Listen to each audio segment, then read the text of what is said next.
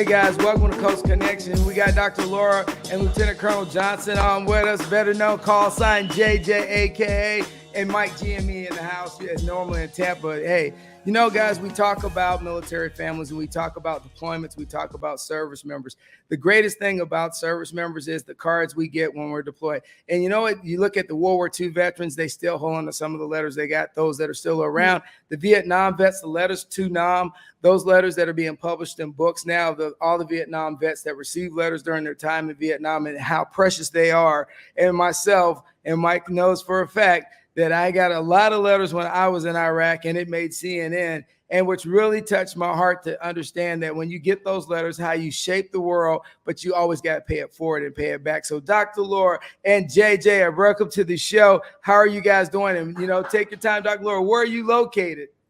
I'm in New Hampshire where, you know, the maple syrup's flowing, the leaves are changing, and it's going to snow any minute. And hey, JJ, where are you at, my man? I'm actually in Maryland, stationed basically in the DC area.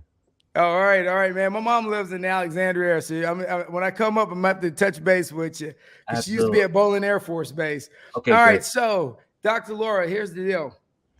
How did you get started on this holiday cards for the military and getting them out to the warriors out there in the world? And how'd you end up partnering with JJ to grow what you guys got going on? Because I'm sure there's a story behind the story. So let's start with you, because ladies first, and then we're going to bounce over to JJ. They're very nice. And we do have a good story for this forever friend and partnership.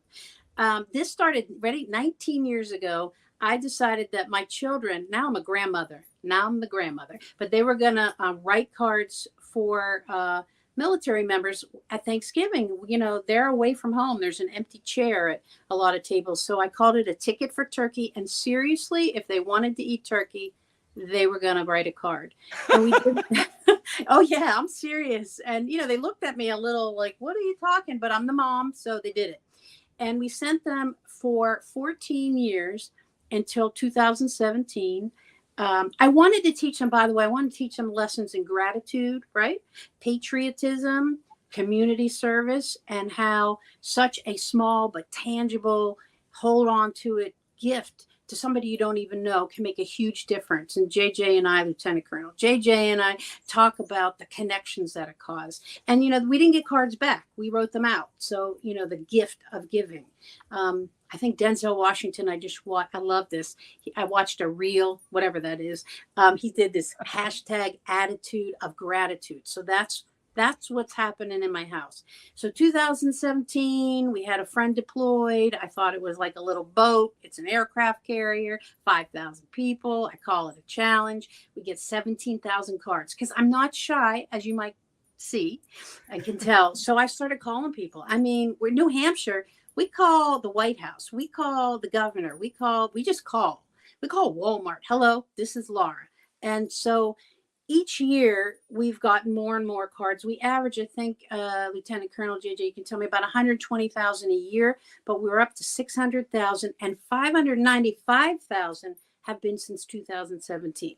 Wow, so, that's a big number. You guys are like a machine now. Machine. And they all come into this house and they all go out through this little post office in Hollis, New Hampshire, which they do love that business once a year. You know, drop 20,000. They're very happy. But it takes it out. You know, I got a lot of hashtags. JJ knows this. Everything is a hashtag to me now. So a hashtag, it takes a village, and it's just incredible what a community can do. And all 50 states now are involved, all 50 states. So late 2017, I think, JJ, I got a number of a guy who maybe could help. So I get on the phone and I call, and he'll tell you the story, but I went, hello, my name is Laura. I'm a psychologist. So this is what it means. And I'm a grandmother and I'm from New Hampshire. What are you doing? And then he'll tell you what happened. Go ahead, JJ. Yeah, absolutely. So first of all, I just call her the queen of the cold call. I used to do telemarketing back in the day, but she is the queen of the cold call. And this is how it all started. So at the time I was stationed in the Pentagon, and I happened to be at my desk one of the few times, and the phone rang, and I'm working. I'm like halfway.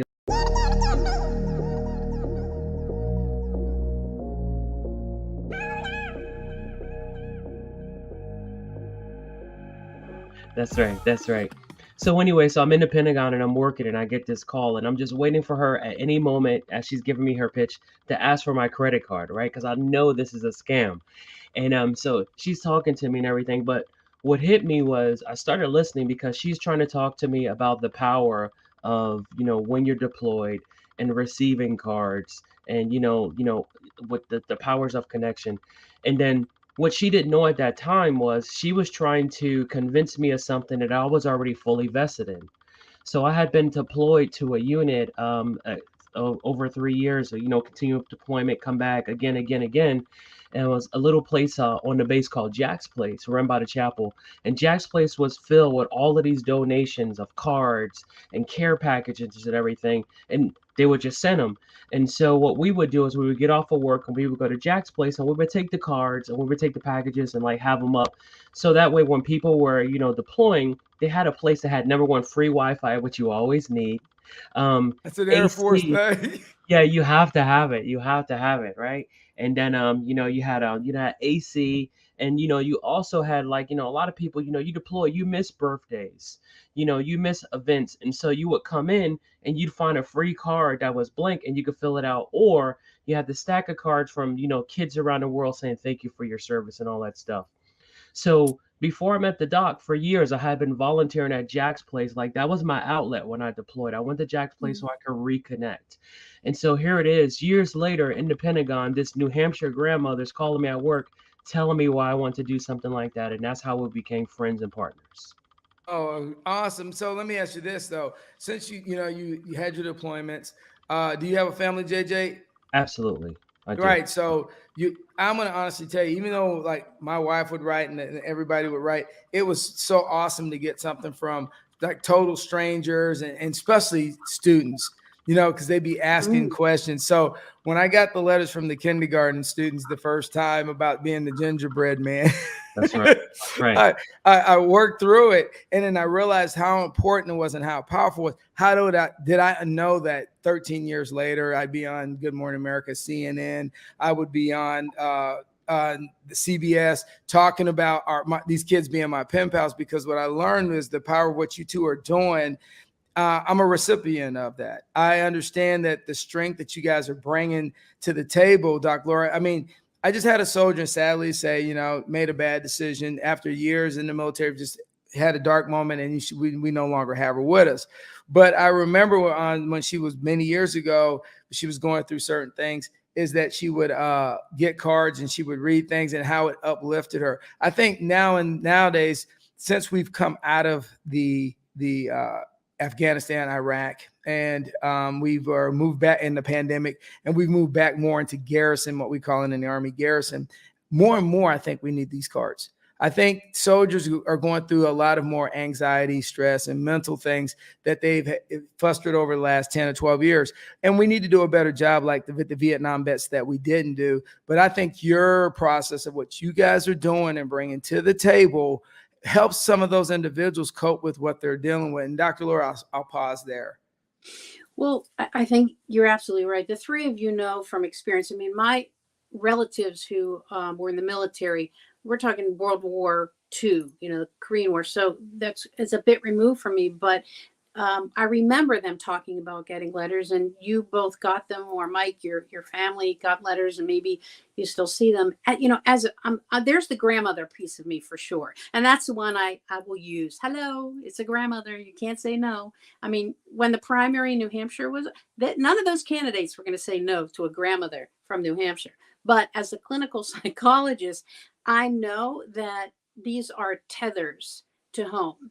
And I've heard, the feedback we get is beautiful. One military member said it was a difference for him between despair and joy. Right. And so do you know what a transitional object is, you guys? Like when you're the psychologist, so we're in the chair right now. So we're listening. All right, you're in a chair, and I'm telling you that a transitional object is something that you can hold on to. It's tangible, right? And you take it or you receive it and you have it, you hold it. It's a bridge between home and wherever you are. So in my office, I have a picture of my family. In my car, I have this little thing hanging from the mirror. It's like my kid made, probably 40 years ago.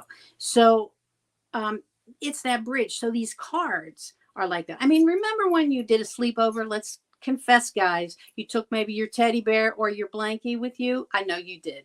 I know you did. Mike's telling me. Look at you all. I know I did. I'm not gonna lie. You're all blushing. You're all had the blankie, yeah. Yeah, I still have my teddy bear. I mean, he's quite old now, but I have him. So these cards are like that. They're like your teddy bears. So whether or not the recipient knows who wrote it or ever has contact with them, although we would like to do a pilot pen pal program, it's that tangible. It's a gift, and they can hold on to it. And like you said, Vince, I've heard stories of people holding on to these cards since World War II. A man contacted me and said he found in his father's trunk after he passed a letter written in 1943. And it had been worn out because he figured his dad opened and closed it and opened and closed it so many times. And a Vietnam War veteran here in New Hampshire said he has his up on the wall of his family room because it got him through the war. Oh yeah. So oh yeah. It's powerful. It's the connection. And JJ can talk, like you guys are talking about. It's a connection. That's what we're all about. Here's another hashtag. Ready? Hashtag cards to connect with the number 2 to make it snappy. But cards to connect, right, JJ? And so, yeah, and great. So great segue. So JJ, let me ask you this question from service member to service member. All right. So how are you paying this forward? Because now that you're commander, and you've seen the metamorphosis of what soldiers have been through. You've and being a commander, you've dealt with the ups and downs, soldiers having a lot of stress in their lives. You've dealt with soldiers trying to find themselves. So as a commander now, not just working with the letters, and this is a kind of a little serious thing here, as a commander now that you understand that the people are the backbone of any service, how are you approaching this and trying to make sure that this is a part of your command that you bring into their lives and say, hey, look, you're not alone? No, that's a great question. And I want to step back for a second. Something that you said that just music upon my ears is connections. So the reason why we do this, the foundation of what we do is connections. And you mentioned something about, people deployed and everything.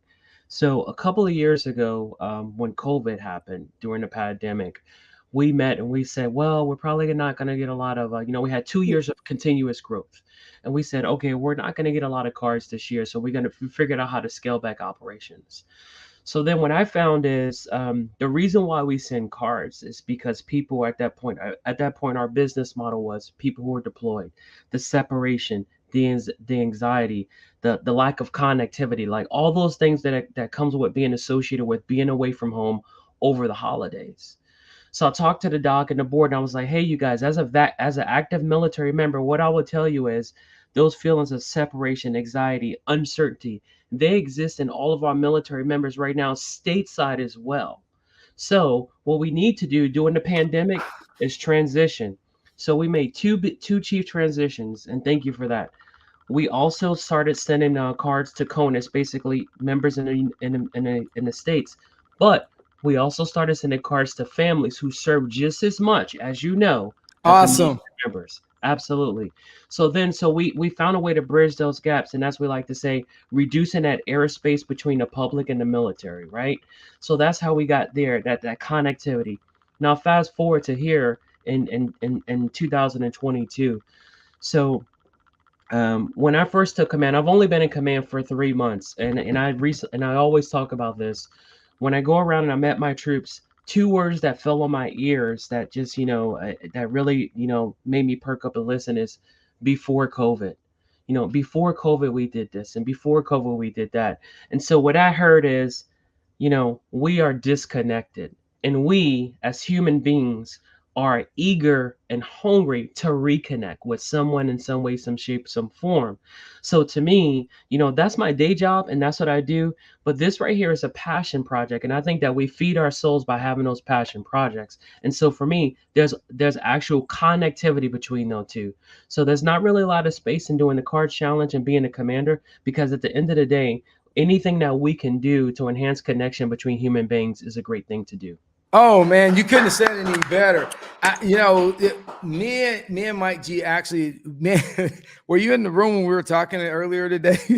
Because Yeah. we were having this conversation. Me and Mike G were earlier today about, people look at like our podcast and they don't realize it's about the human network. It's about the connectivity of bringing great ideas together. And you sometimes can't monetize that. You can't always base everything you do when you're bringing the human network together. And so I'll pause there. Mike, do you have anything? Because you're always flipping pictures and everything else, brother. You got anything for the group?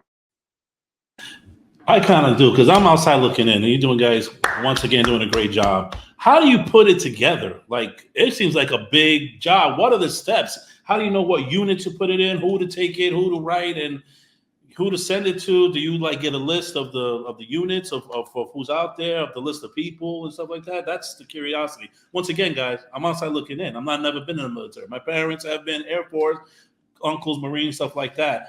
But you guys are doing a big project, and it's just like, okay, I'm thinking to myself, this is kind of interesting, because you taking thousands upon thousands of stuff, and you're connecting, you're networking with people, you're connecting, you make them feel good. So if you can go through the steps and how do you pick your people, your units, and stuff like that, that'd be great. All right. Well, the how-to is great, and I will say in advance, the address is J.J. Johnson, Lieutenant Colonel J.J. Johnson, Commander J.J. Johnson. Love it. He is the king of addresses. I mean, I can do a cold call, but somehow, I don't know, these remote bases here and there all over the world. He finds them. I have a list. All right. I'm confessing, not very high tech. They're all handwritten. Get me to be high tech. I'm working on an Excel spreadsheet, but I don't think I can do it. But the how-to of doing this, Mike, is kind of crazy. First, there's a lot of cold calls. There's a lot of emails. I'm like the email, like, I don't know, like ferocious email person. And I keep emailing. And, we try and make it, here's the thing. We try and make it easy. We try and make it meaningful. And we try and make it fun, because people learn and best, I think, with those kinds of that kind of background noise. When we call and say, how would you like to join in, whether it's a huge national corporation or a little dance studio, they want to have fun, they want to learn something, and they want to get it done. So, we either hand out cards, because people donate the heck out of cards, because also, Mike and Vinny, if you go to your basement, or I don't know in Florida if you have basements, but wherever, you have extra unused holiday cards. And I mean, whether it's Hanukkah, Festivus, Kwanzaa, Yes. I don't care. You got 3 left over. And so people donate all of those, and or they make them, because all it takes is a piece of paper, fold it in half, glitter, glue, whatever. And we have drop boxes in New Hampshire. We have drop boxes all over, and then we have them in New England, and they can mail them to us. And I think maybe you can put up the address. If they just go to the website, ready? MilitaryHolidayCardChallenge.com. Every bit of guideline you ever wanted is there. And then they're bundled up, and then we got a QR code now, which JJ can talk about, my high-tech friend, because we want to hear more from the recipients, and they're boxed in 1,000. We have a sponsor, a box program. So, 1,000 cards, $100, or a nonprofit. Your name's slapped all over that box from Lowe's, and we send them out. And I'm not sure if Mike, I might have sent you a picture of me falling asleep amongst the boxes and boxes of cards. But I literally, my husband came into the house, because they all come into my house. Or they go into JJ's house in Maryland, and I fell asleep, sound asleep. He just turned the light out and let it go. But we send them out, and it works.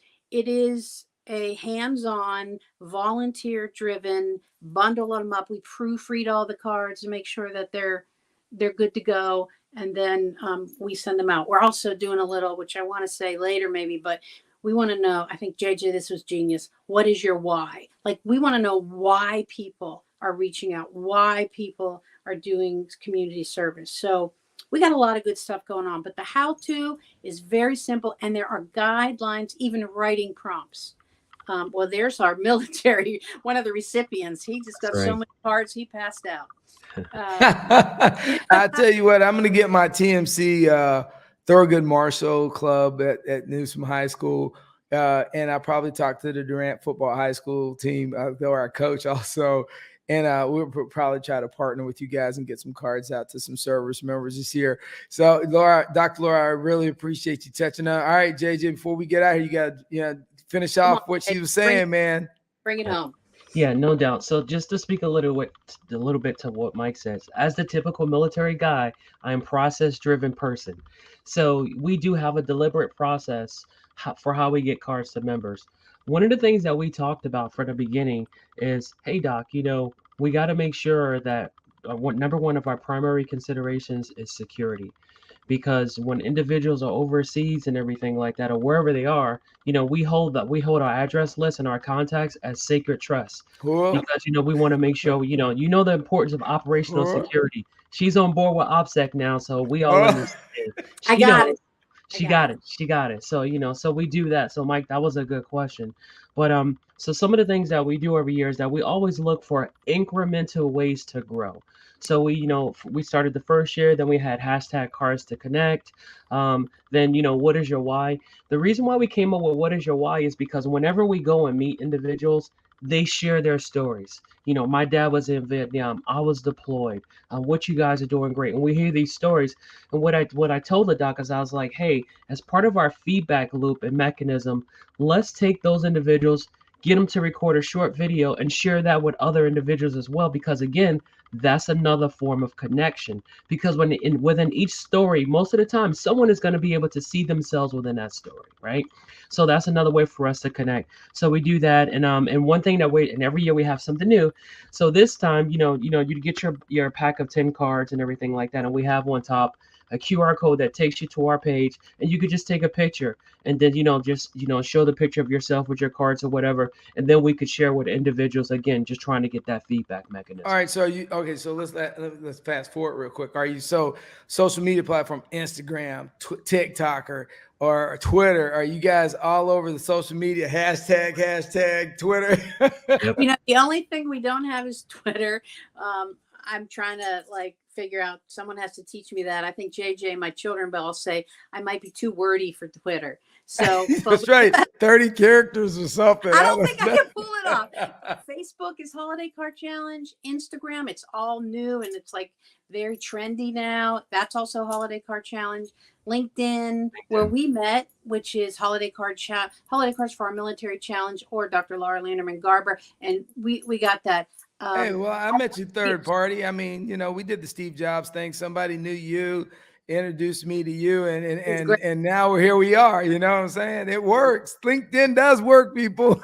Connect, it does, and connect, as we say, connection. Absolutely. We need it.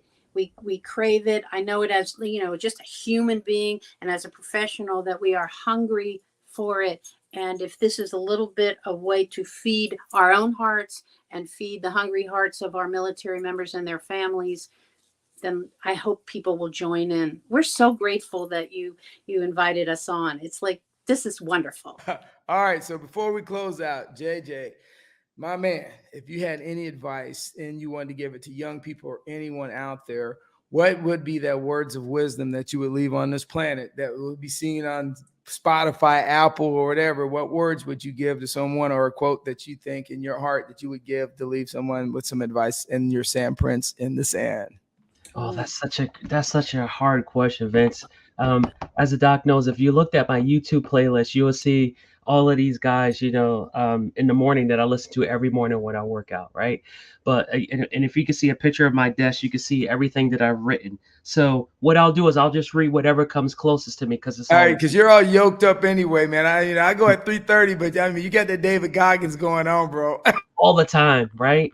So here we go. This is the one that's in front of me that I have written on my desk.